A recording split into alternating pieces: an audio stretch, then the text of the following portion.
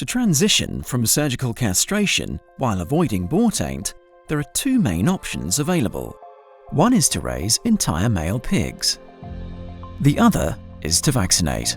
Both ensure better animal health and welfare, higher meat quality, lower costs, and increased productivity. Supply chains in EU countries like Belgium and France have avoided boar taint when transitioning away from surgical castration. We interviewed farmers, slaughterhouses, food processors, and retail and food service operators to ask them about their experiences.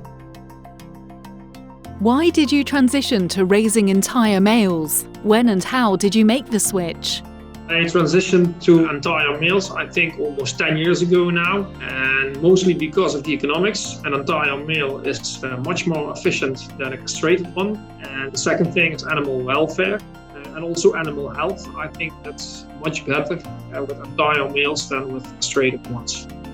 Have you ever considered vaccination?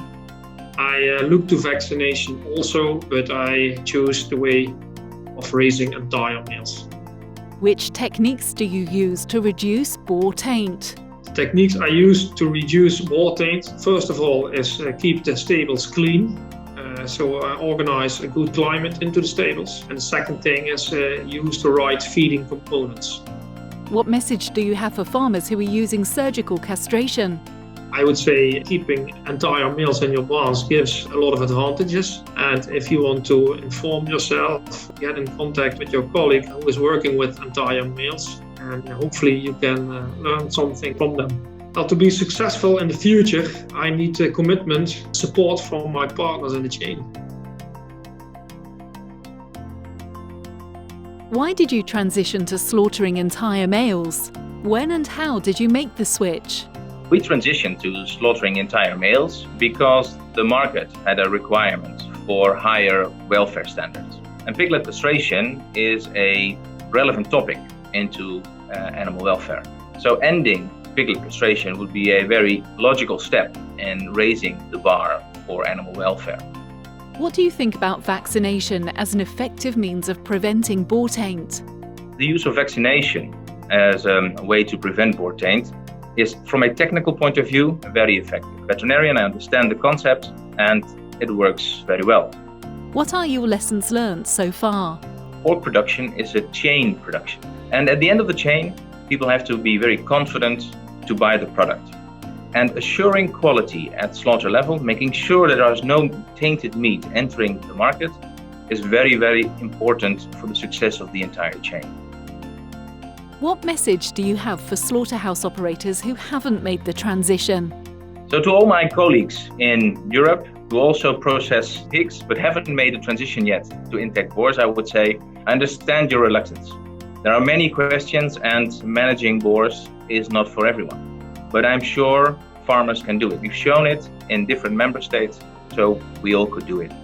Boar production also fits with a modern market where there's a demand for a leaner product. So I think if we can do it, so can you. How has processing meat from uncastrated males made your business more successful?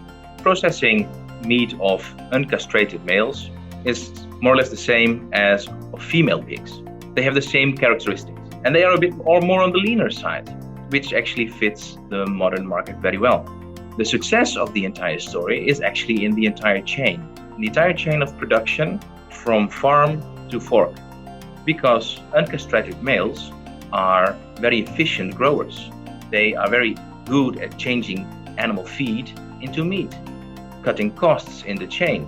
It's good for farmers and good for the entire chain of production.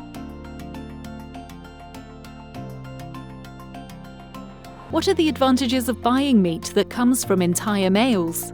The advantage of buying meat from entire males is that this meat in general is leaner, which fits in the healthy diet of eating not too much by our consumers. What we also see is that entire male animals produce more meat with the same food intake. From an environmental perspective, this is quite positive as it takes less feed to get the meat that you need.